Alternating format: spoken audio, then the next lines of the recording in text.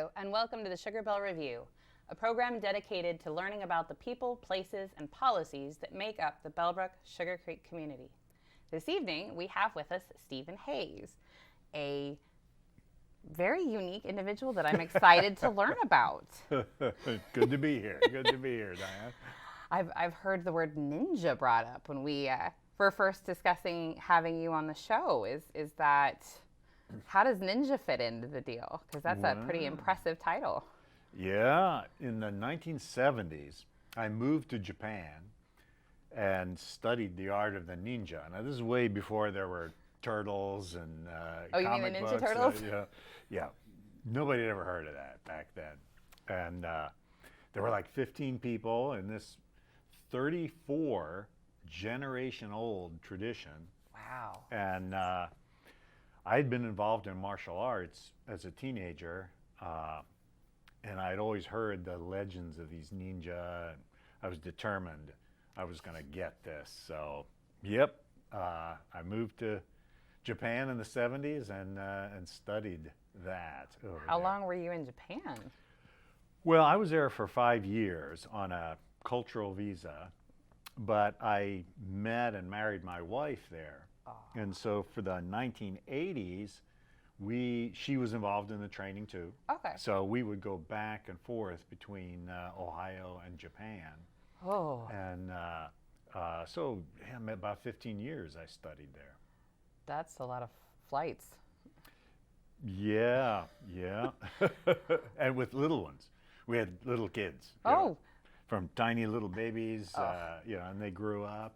But they would go and stay with Rumiko's parents down on a southern island in Japan, and we'd go up to Tokyo area and study with our teacher. So our kids grew up learning both languages fluently. So that was kind of cool. Yeah, that would be a really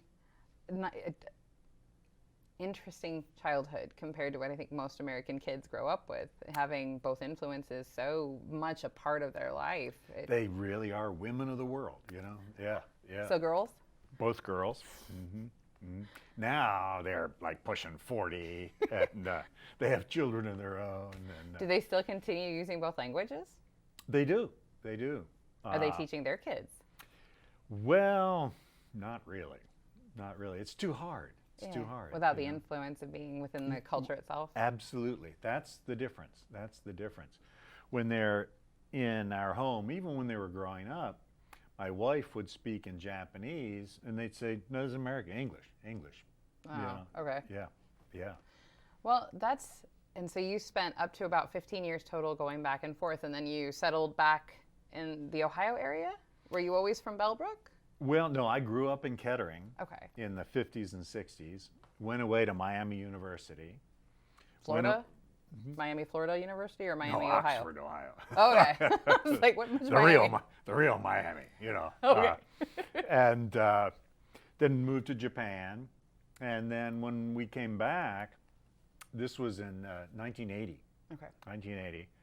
And I had a unique martial art.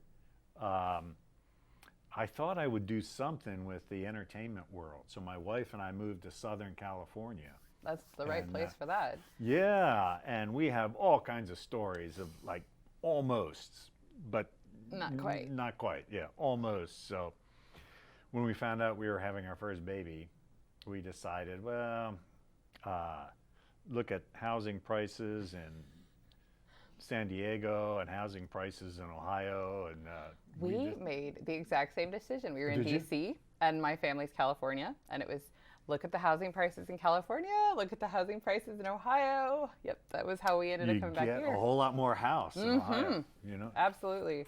Yeah, so we moved here back in those days, and so I had grown up here. Of course, my wife didn't. She grew up in a little seacoast town on the southern island of Japan, but we go back every year and see her family. And because you'd visited back and forth, moving here wasn't as big of an adjustment. Our exchange student had a couple of really bumpy months right up front when he first got here from Japan.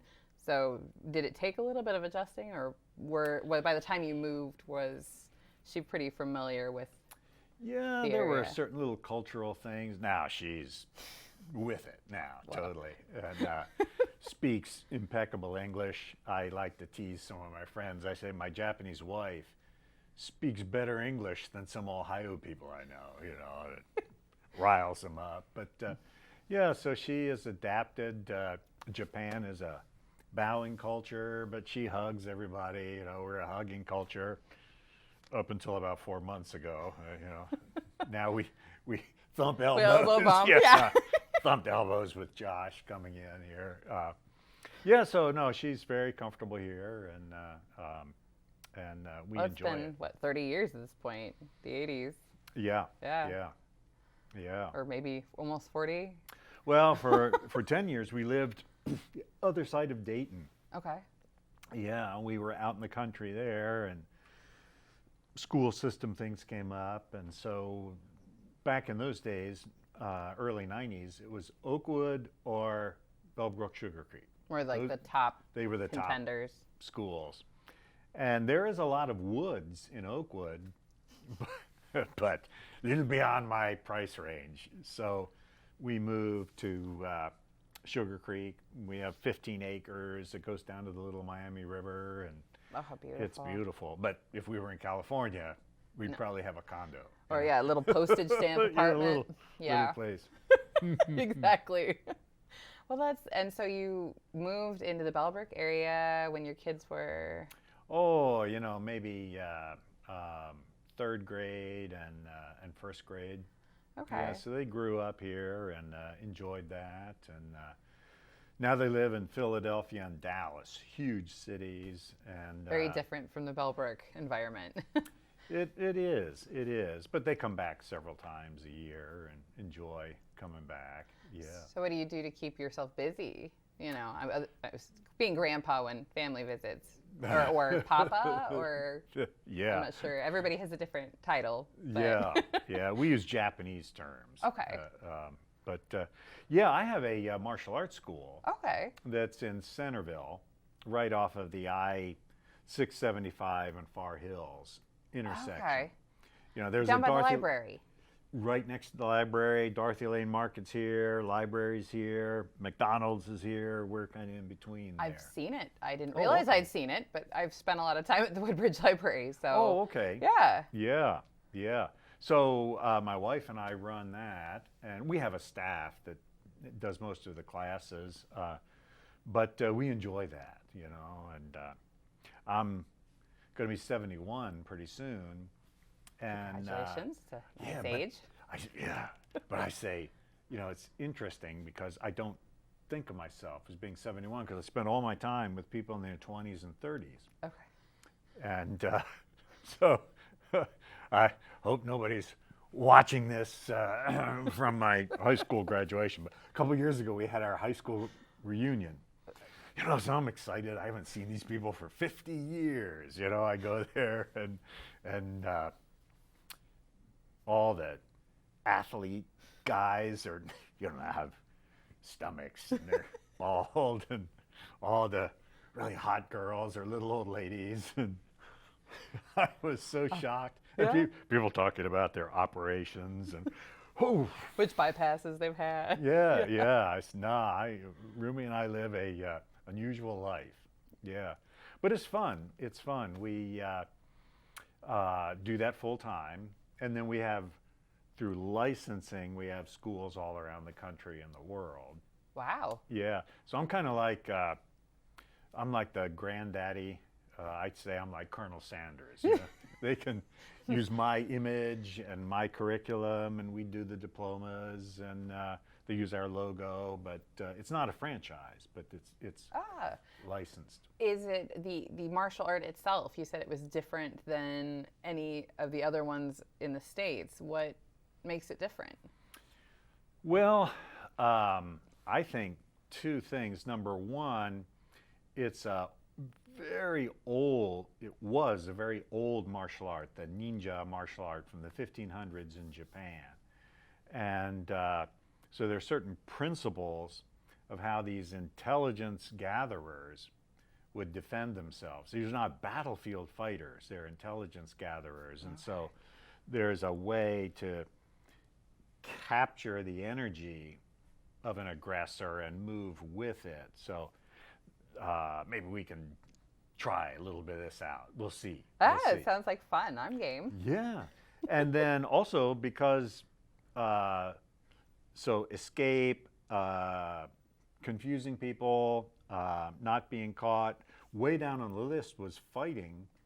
A lot of the psychological aspects, the mind, we call it mind science. Okay. We also teach that. You know, people in Centerville or Bellbrook, I mean, honestly, how many brutal fist fights are we going to get into, you know? Probably not many. Probably not. So the physical takes on the role of being life lessons for how we respond, you know, psychologically or emotionally, you know. So we often ask the students, you know, how many of you have had to physically defend yourself in the last month? No hands go up, you know. And it's, well, how about, have you ever been emotionally attacked or verbally attacked or spirit of accomplishing things attacked? Yeah. So you're essentially teaching people how to cope with Facebook. Wow, you know, yeah, you know, actually we do have a Facebook policy that we teach. We do, yeah. Well, or Twitter, insert social media here, but it sounds like the difference between sort of a knee-jerk reaction and a reaction that's thought through as opposed to... You know, I think it's really important to discuss that right now. You know, I have seen, don't know about you, I've seen a change in the tenor and tone of Facebook in these past 4 months, you know. Yeah. People are cooped up, they're frustrated, they're scared. They don't know whether to believe this side or that side. And when you get people tightened down... That tense. Yeah, that tense. They get fearful. And when people get fearful, they think they have things to protect. They'll strike back from both sides, They react very instinctively. Yeah, and so I like to tease people. I say, okay, well, you could argue on Facebook. Let me ask you this. How many times do you think somebody's going to read something you fervently believe in and you fervently put out on Facebook?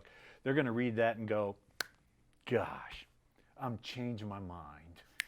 You have put it out there in such a way that I was totally wrong. No, just people fighting. So I encourage people, just report the good things, the human things, the real things. And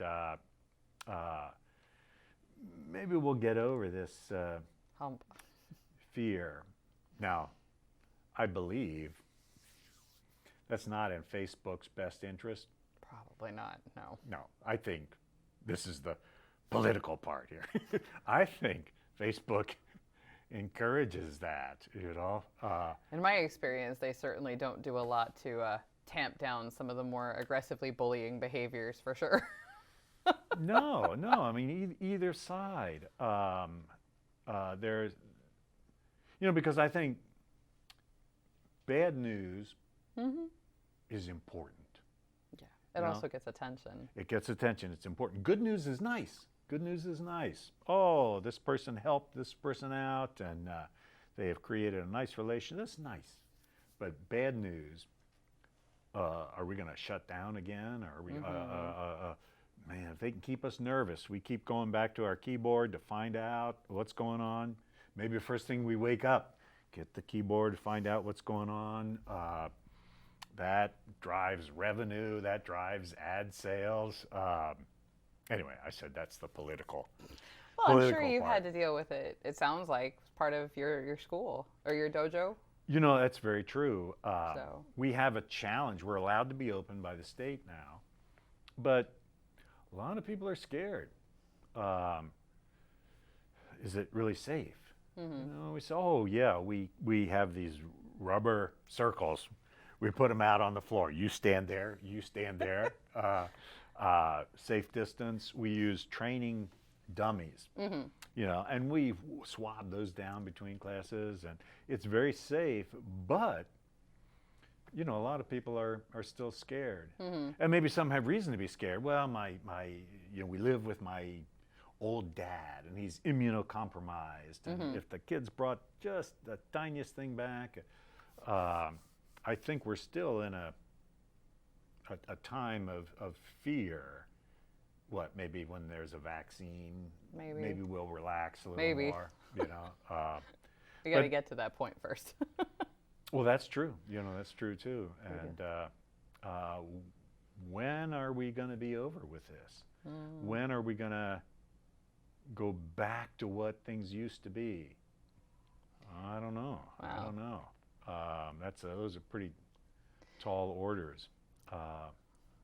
So, you know, our community, Bellbrook, Sugar Creek, I mean, we're pretty blessed, you know. We are. It's been very quiet in so many different ways. Yeah. So it's one of the nice things about moving to this area, hasn't it? I mean, I'm assuming that's for you too. You found it that way because you've been here quite significantly longer than we have. It sounds like you found it to be very quiet. Well, you know, I don't know whether I should say this on TV or not, but it's just us. Yeah, just us. It's just us. Rumiko and I really, we haven't experienced a whole lot of negativity with this shutdown. You know, we live in a beautiful house in a beautiful setting.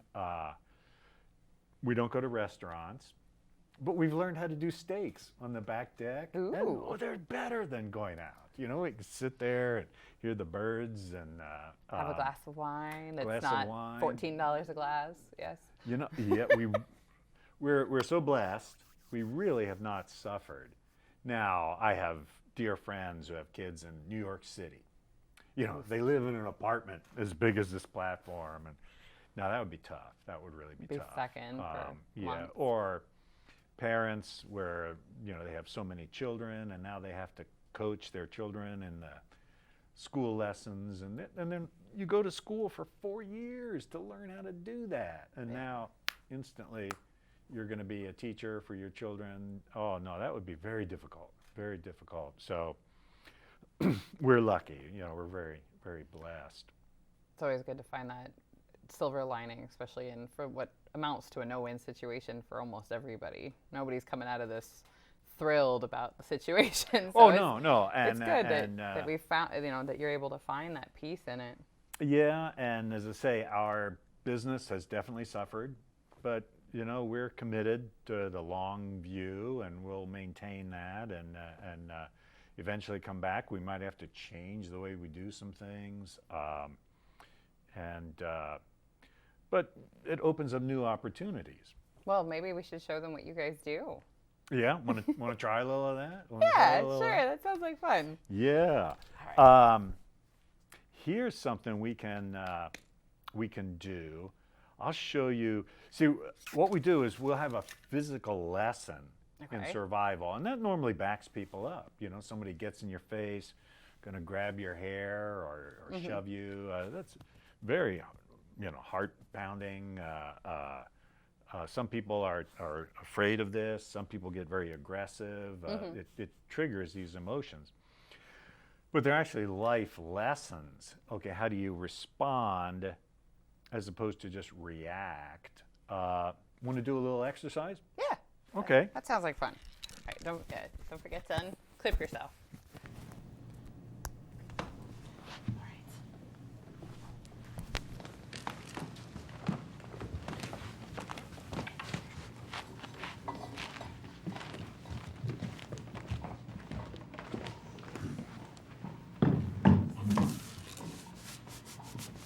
All right. Yeah. So here's what I'm going to do. I've got, this is padded. Okay. Boom. Get clobbered and it's okay. No, I'm not going to hit you. I'm not going to hit you. But now normally, before COVID, we'd do this with a bare hand. Okay. I'd reach out like I'm going to grab your hair. Right. But just, you know, for safety's sake, I'll use this popper. Now, just stand there. Okay. I'm going to reach out and just touch you on the hairline. Now imagine, though, that's somebody hey lady, grab you by the hair. And what I'm gonna have you, I'm gonna do it very slowly. Okay. And here's what I'm gonna have you do. Don't react with your head, just step to the side. So imitate me. Okay. Imitate me We're here. All right. So when that comes in to touch you on the head, you're just gonna step out and maybe cover with your hand. Okay. So this is coming in here. Oh, you're gonna step out All right. and cover with your hand. Okay. Yeah. And try not to move your head first and then walk. Move down here first. Move your feet first. Okay. Here, I'm gonna come in very slowly, very slowly. All right. So you have to judge. All right. So you kind of do this. Yes, yes, yes, yes. Now see, I would have had you if you were still there.